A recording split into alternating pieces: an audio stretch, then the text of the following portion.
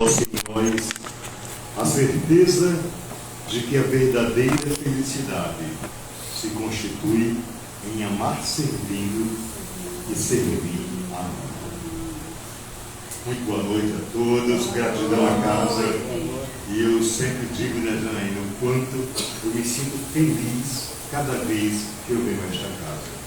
Cada vez que eu posso estar aqui, quanta paz se respira nesta casa. E na noite de hoje a gente vai fazer um negócio diferente, né? Porque a proposta, o tema que nos foi proposto é a verdadeira desgraça.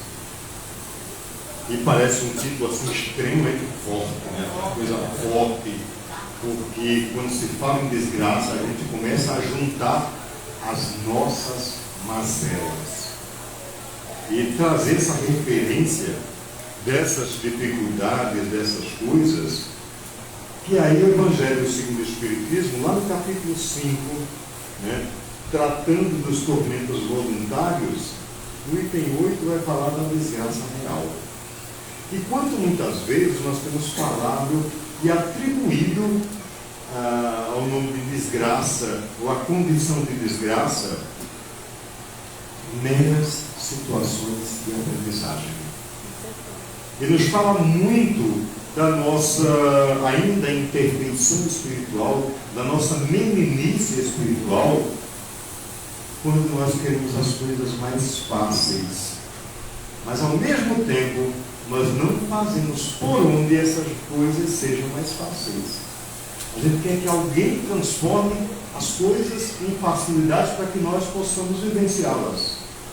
No entanto, vamos dificultando cada vez mais as coisas mais simples. Complicamos as coisas mais simples, quando tudo poderia ser tão simples. E nesse sentido, nós vamos observando que a reclamação passa a ser quase uma realidade cotidiana. A gente está sempre reclamando, encontrando motivos para reclamar. Se não tiver, a gente arruma, é verdade. E nós vamos buscando, né, às vezes a curuba, buscando uma coisa para que a gente possa se colocar como coitadinho, como uma vítima, como desenganado do amor de Deus. E a minha vida é uma desgraça. E nos esquecemos de que cada uma das situações que nós vivenciamos traz um elemento de aprendizagem para a nossa transformação moral. E aí, nesse sentido, o Grupo AME, que é um grupo espírita, um grupo musical espírita lá de Fortaleza, vai nos dizer o seguinte. Aliás, a música não é do Grupo AME, eles gravaram essa música. Essa música é de 1959.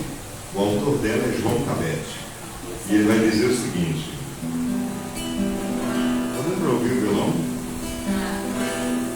Porque dizer que a vida é triste, que o mundo é a fantasia, felicidade não existe, e que o amor é hipocrisia. Porque viver dessa amargura e maldizendo o amor de Deus? Porque chorar só desventuras, se existe luz nos olhos teus? A vida é bela, minha amiga, porque viver na solidão, se brilha o sol em teu caminho, faça feliz teu coração, semeando amor onde há espinhos, até a dor sabe sorrir e a ave presa vive a cantar, porque você não vem florir estrelas mil junto ao ar. A vida é bela, Minha amiga, ao entardecer em multicores, deixa saudades no horizonte. Entre os espinhos nascem flores, e entre amores murmura a fonte. Além da noite o sol desponta, e a natureza se enternece. O amor de Deus é amor sem conta, embala o mundo em doce prece. A vida é bela, minha amiga. Porque a beleza da vida somos nós que enxergamos. Muitas vezes nós estamos presos a conceitos de que o belo é sempre do outro. Mas quando nós passamos a enxergar um farol iluminado chamado Jesus na direção da nossa vida, do nosso existir, nós compreendemos que sim, a vida é bela. Que aquilo que ontem eu chamava de desgraça, hoje eu chamo de presente de Deus para o meu aperfeiçoamento. Que aquilo que eu chamava de dificuldade, de intransponível, e só tenho problemas, hoje eu compreendo o imenso amor de Deus a fluir no meu dia a dia. Mas isso, gente, é uma questão de atitude. É um exercício diário de todo dia, de buscar enxergar onde todo mundo vê problema, onde todo mundo vê desgraça, enxergar felicidade. Porque eu já disse aqui nessa casa e vou dizer de novo: nesta existência terrena, tudo, absolutamente tudo passa. Até uva passa. Quanto mais aquilo que nós chamamos de desgraças e de dificuldades.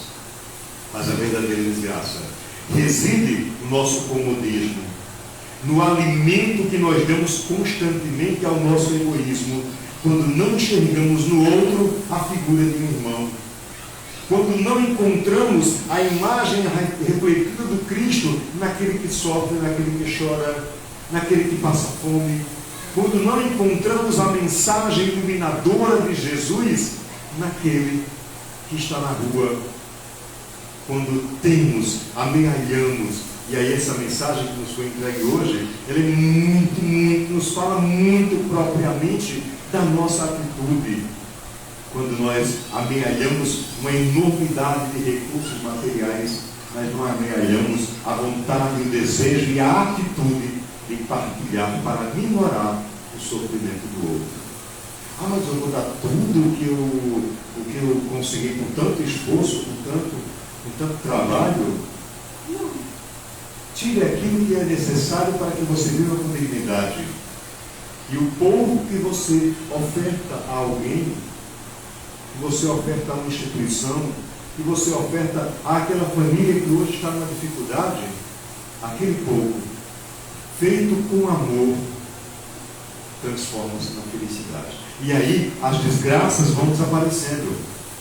E essas desgraças passam aqui. Mas o meu egoísmo que eu alimento hoje é a verdadeira desgraça que eu alimento para vivenciá-lo pós-corpo, pós-vida terrena. O orgulho que eu alimento hoje porque eu sou isso, eu sou aquilo, eu tenho posição tal, eu tenho título tal, coisa e tal, e isso me faz diferente dos outros. Isto me leva, isto eu carrego comigo, e quando eu chego no plano espiritual, descubro que os títulos, o dinheiro, as casas, o poder, tudo mais, só valeram para alimentar a minha própria desgraça, a minha própria queda. Na obra Os Mensageiros, André Luiz vai nos relatar o encontro que ele tem com o pai dele, da última encarnação, da encarnação biológica, né? E ele vai encontrar o pai dele em condições, e antes de falar do pai, vamos pensar o seguinte: como era aquele homem na sua existência? Arrogante, presunçoso. O dinheiro e o poder era o seu farol, era a sua iluminação, era o seu norte. E aquele homem, além de amantes, e tinha família de casa, mais umas 2 ou 3 no meio do mundo, que tinha dinheiro, era homem de posses e coisa e tal, e fez disso o seu Deus.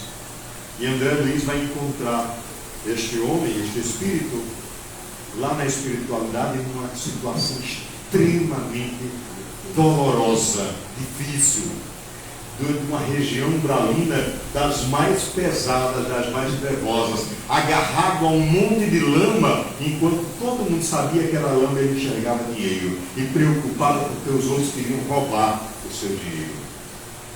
Esse orgulho que nós alimentamos, é essa desgraça que nós alimentamos e que vai refletir-se no nosso existir na perspectiva espiritual.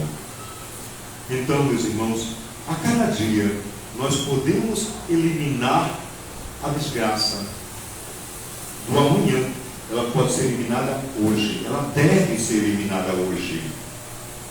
Porque uma das coisas que nós ainda pouco aprendemos, nós ainda aprendemos pouco em relação a isso, e deveríamos aprender e viver mais, é o sentimento da gratidão. Eu estou passando por situação difícil, olha, aluguel atrasado, acabou o gás, a conta de luz, a COSERN tem que cortar, né, e coisa e tal. O que eu faço? Ore, ore depressas. Mas em geral, o que a gente faz? A gente se revolta.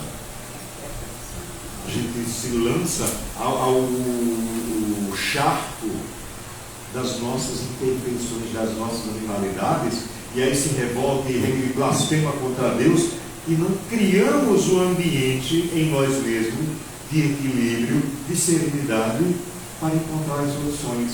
E vamos enxergando aquilo como um problema, e cada vez mais ele se torna um problema ainda mais avantajado, ainda mais alongado, ainda mais aumentado.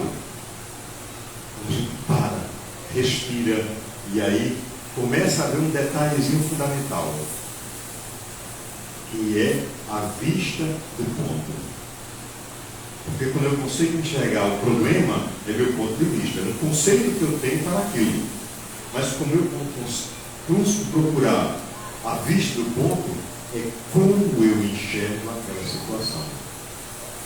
E aí, tudo, volto a dizer, tudo, a vida material passa. Os problemas e as contas também. Quando a gente tem serenidade para encontrar-se consigo mesmo, quando a gente busca essa serenidade na prece, na comunhão com Jesus, nós vamos encontrar esse equilíbrio. Pois eu posso fazer isso. Eu posso buscar tal fulano, tal pessoa que pode me ajudar. Eu posso me dispor a tal coisa. E aí, só que me dispor a tal coisa pressupõe também vencer o nosso próprio orgulho. Eu não vou falar com o Janaína, vou lá.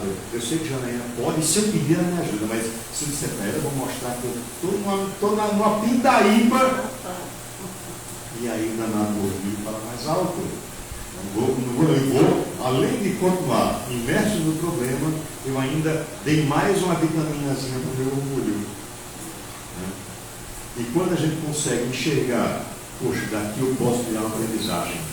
Se eu gastei mais do que eu ganho, daqui eu tenho uma missão. Peraí, próximo mês, se eu ganho 1.000, eu só posso gastar 900. Eu preciso ter uma reserva emergencial. E assim nós vamos aprendendo como a gente enxerga, como vai vendo as coisas. E quando a gente consegue enxergar essa vista do ponto, a gente começa a ter um elemento básico chamado de gratidão. A gente começa a aprender o que é efetivamente gratidão e a retirar do nosso vocabulário a desgraça terrena, que não é a desgraça espiritual. A espiritual é bem pior. É bem pior. Os relatos que a gente tem da espiritualidade, e quem participa da mesa mediúnica acaba encontrando muitas vezes, relatos assim que partir o coração mesmo, sabe, de situações que a gente vai encontrando. Não está só na literatura, está no nosso trabalho dia a dia na mediúnica. A gente encontra muita situação de gente que acreditou nos títulos e no poder, e na ingratidão a Deus, e aí se descobre que nada daquilo valeu. Sejamos gratos a Deus em todas as circunstâncias, em todos os momentos, porque de tudo a gente tira uma aprendizagem, e toda aprendizagem nos fortalece para uma manhã mais feliz, porque a gente, dessa aprendizagem, nós transformamos em ação, e dessa ação, certamente, nós construímos energias benéficas que as pessoas emanam em prol de nós. Quando eu estou no meu cantinho me achando a última, a coisa mais insignificante do mundo, e me fecho e me isolo, ninguém percebe que eu existo. Mas quando eu amo e busco viver esse amor através da ação de auxílio, de amparo ao próximo, através, às vezes, muitas vezes, gente, o ajudar o próximo não está no dinheiro, está apenas numa conversa, numa orientação, num tempo que você destina a alguém para conversar. Enquanto aquele tempinho de conversa, às vezes ajuda. Enquanto aquela conversa ajuda alguém, enquanto alguém vai lhe agradecer na forma de energias balsamizantes para o coração. Sejamos gratos a Deus, porque quando a sombra da tristeza cobrir seus sonhos de ventura, quando você quiser chorar diante da taça de amargura, quando a dor bater mais forte, ferindo bem fundo o coração, quando a esperança é morta e a vida é amarga ilusão, olhe para trás, veja quanta dor, súplicas de paz, clamando amor, olhos sempre em trevas, mãos mendigam pão, bocas que não falam e risos sem razão. Deixe de chorar, volte a sorrir. Você é tão feliz, volte a cantar. Faça uma prece, seja grato a Deus. Ele sempre abençoa os filhos seus. Ele sempre abençoa os filhos seus.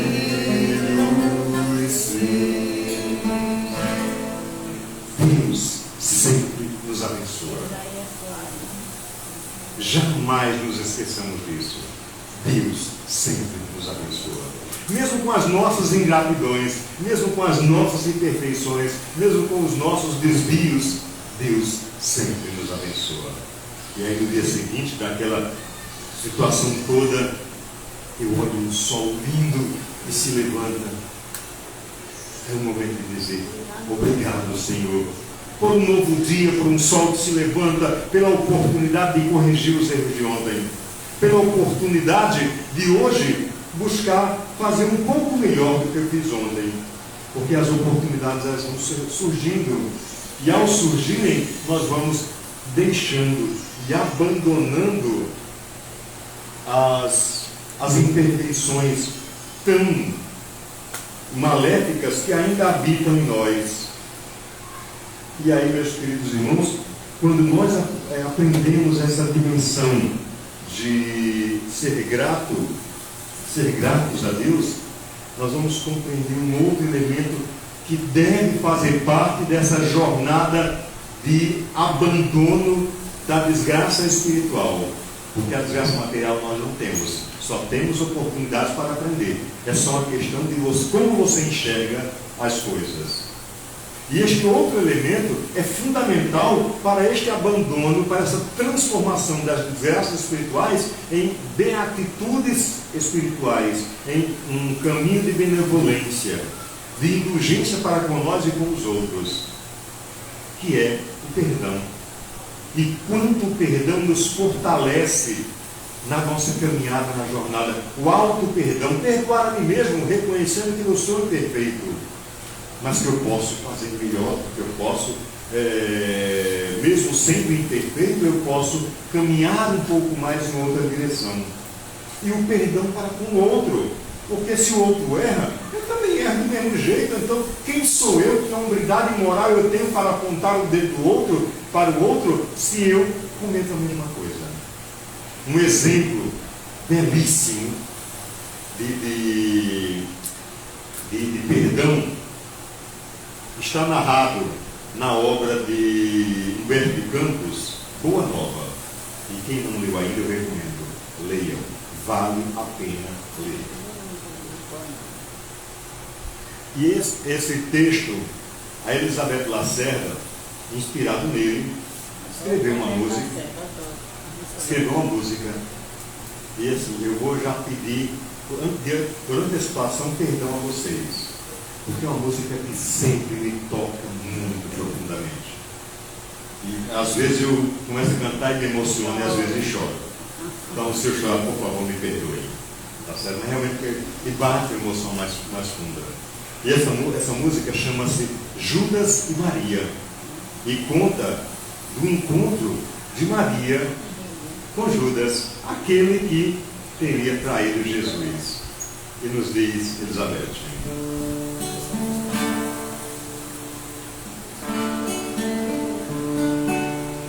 Judas triste e solitário, relembrando o Calvário, cego de tanto sofrer, tem a culpa e o remorso a lhe doer.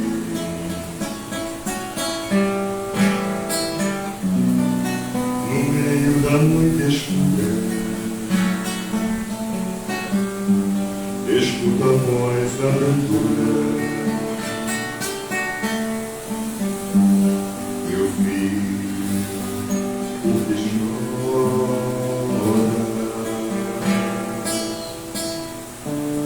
Acaso não sabe, Senhora, sou eu, o Judas traidor, aquele que com um beijo nosso Senhor.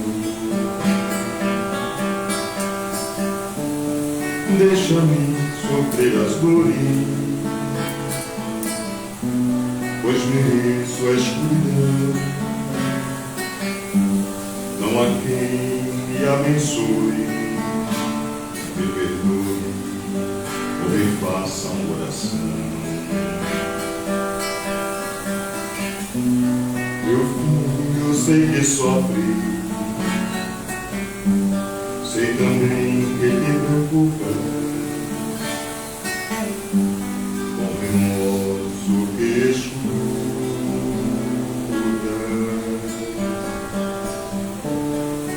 Venho apenas falar-te, confia em Deus que é teu Pai.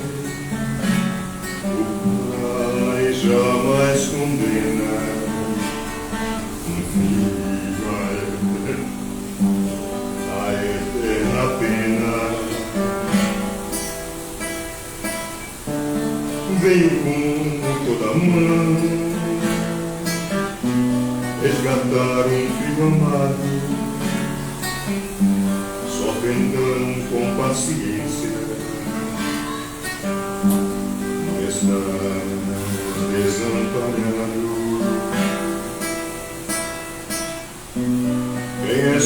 que assim me fala.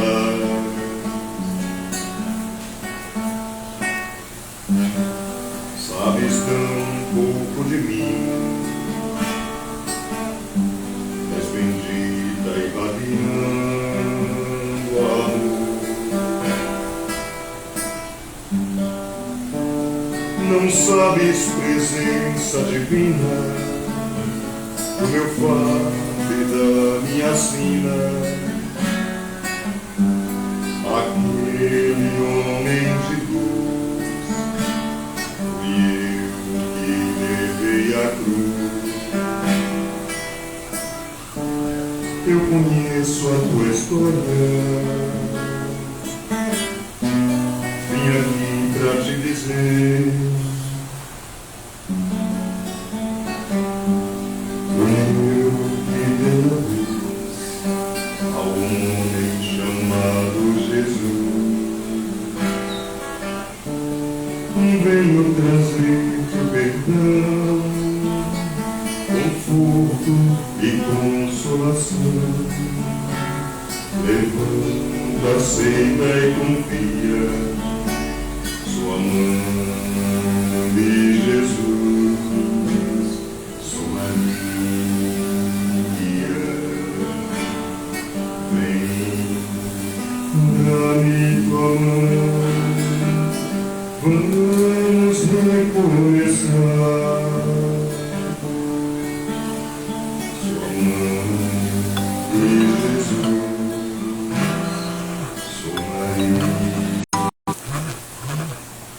Para os nossos olhos terrenos, os nossos olhos um tanto quanto materiais, nós nos deixamos presos. Se olharmos aquela mulher, olhando para aquela pessoa que teria sido responsável pelo escárnio, pelo sofrimento, pela condenação do seu filho, e ela abriu o peito, abriu os braços e acolheu com perdão, com amor.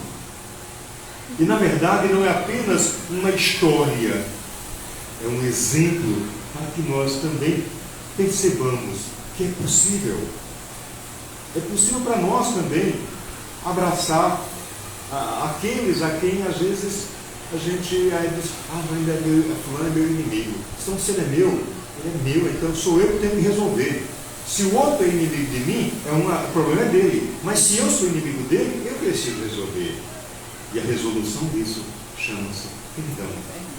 Perdoe-se e perdoe ao outro. Mas eu perdoar, mas dele bem longe de mim. Então a gente não perdoou. O Sandro Klinge nos fala de uma história bem interessante, que é a história da Tupperware. Acho que todo mundo já ouviu essa história da Tupperware, né? Você pega todo o seu ódio por alguém e vomita numa Tupperware, né? Alguém que fez uma raiva, coisa e tal, e aí você vomita naquela Tupperware e tampa. Todo dia e toda hora, com quem você encontra, abre a danada da Tupperware, olha o que fulano me fez. 3 meses depois você chega para o outro cara, abre aquilo, fedorento já, olha o que fulano me fez. 3 anos depois, abre a Tupperware, o cara já desmaia. Já ninguém aguenta mais a catinga. Na verdade, o que está ali é apenas o nosso ódio, o nosso rancor, que nós carregamos conosco. O outro não está nem aí. Quando nós verdadeiramente perdoamos, é porque nós alcançamos o patamar de que aquilo não mais me incomoda. Mas deixa-me dizer uma coisa: perdão é um exercício diário. Ninguém chega à condição de dizer, nada me incomoda. Não, do dia para a noite. Nada dá saltos, nada dá pulos. É um exercício diário. Ele começa perdoando, com essa sensação de que, poxa, não vai me incomodar, é difícil no começo, e vou tentando e vou aprimorando, até chegar ao ponto que eu bato no peito e digo, eu não perdoo ninguém. Aí, o que é isso? Mas eu não perdoo porque eu cheguei ao patamar de que eu reconheço das minhas imperfeições, das minhas materialidades, das minhas desgraças morais, tanto quanto o outro tem as suas. Ou seja, é do mesmo barco, do mesmo jeito. Então não vale a pena, não faz sentido. Mas há um antídoto perfeito que todos nós podemos utilizar.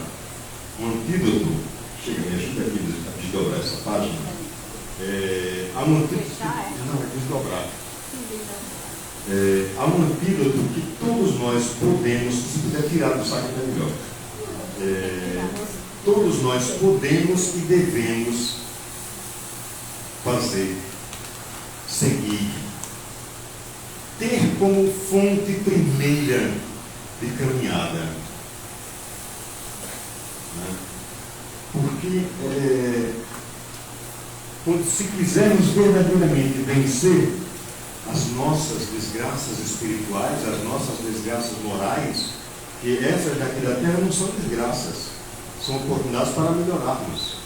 Mas aquelas que nós alimentamos com o nosso ódio, orgulho, rancor, vingança, sentimentos mais baixos, essa a gente carrega, com certeza. E ela vai se potencializar, vai virar 10 vezes, vai multiplicar por 10 ou por 1000 lá na espiritualidade. Porque a nossa consciência que vai estar gritando assim: olha, tu fizesse isso, tu botava a cara de santinho lá no centro, mas quando sair da porta para fora, só Jesus na causa. E é exatamente esse caminho, é Jesus.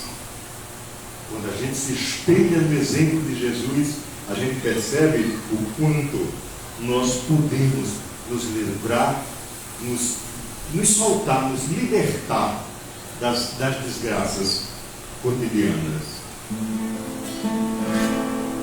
Ele veio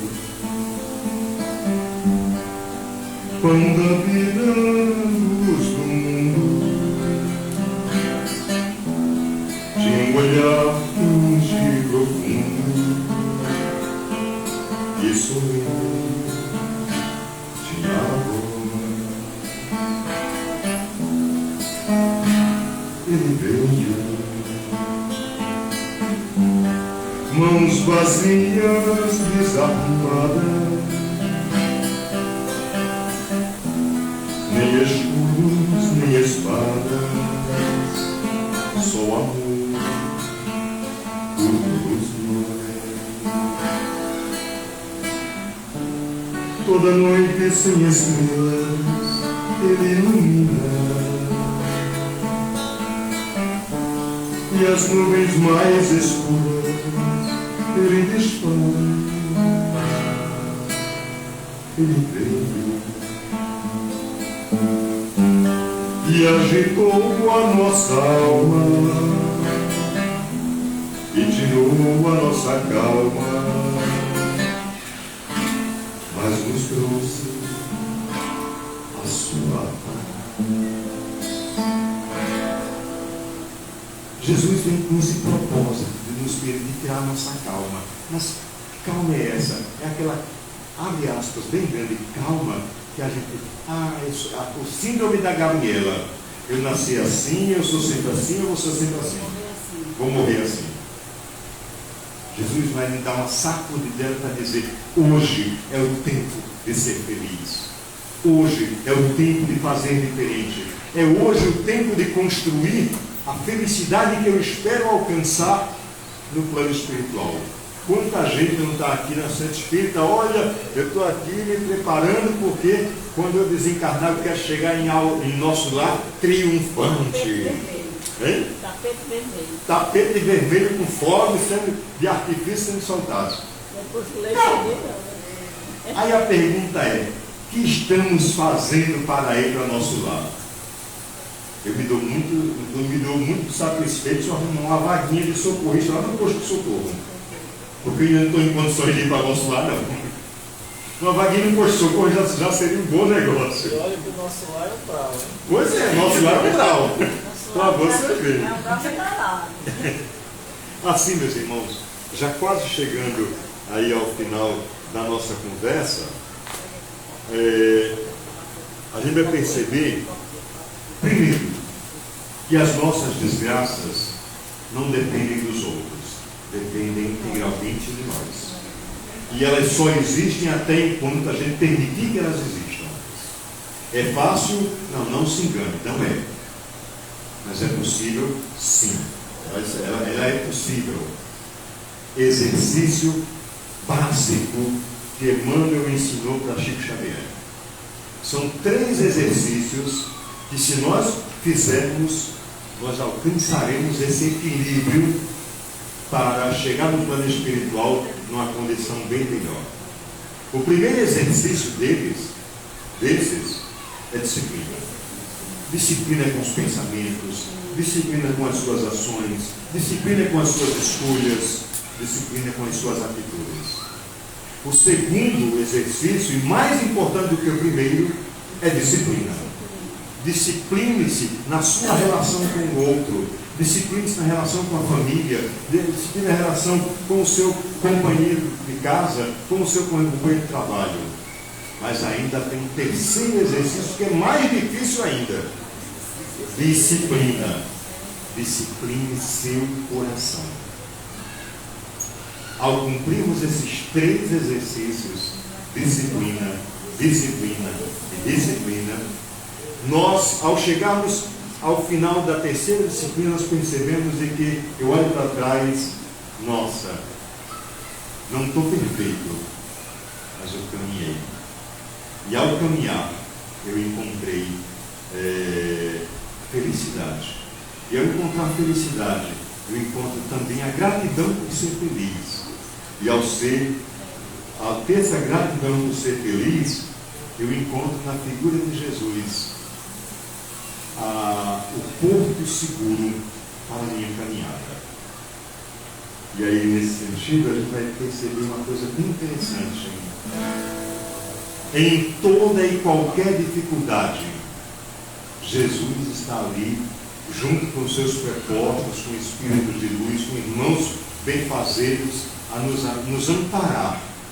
Nós, muitas vezes, fechamos as portas ao amparo e ao apoio destes espíritos. Nos julgamos deuses. E, quando nós falhamos, botamos a culpa em Deus. Mas quando temos Jesus como o timoneiro mor da nossa caminhada, a gente vai pensar que estou só, sentindo-me cansado, preocupações perturbam meu coração. Então me acalmo e espero em silêncio Jesus chegar e sentar-se junto a mim. Neste momento tudo se transforma.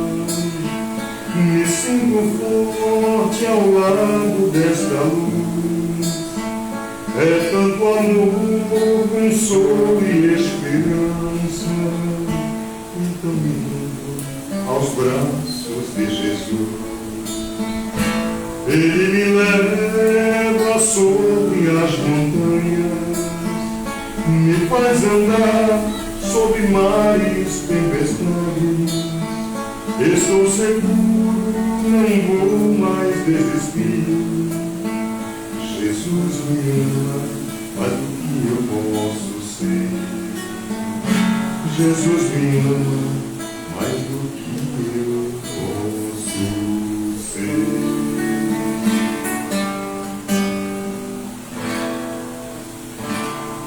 Tenhamos sempre a certeza de que Jesus me ama, Jesus te ama, Jesus ama a todos nós. E este amor é infindo, não é condicional. Eu só vou amar se você estiver em tal ou tal religião. Não depende da religião que você professa. Depende do teu coração. Porque no teu coração reside a atitude de amar servindo e servir amando. E ao servir e amando, nós construímos a verdadeira felicidade, nos apartando da desgraça real. Muita paz e muito obrigado a todos vocês. Obrigado, irmão. Se você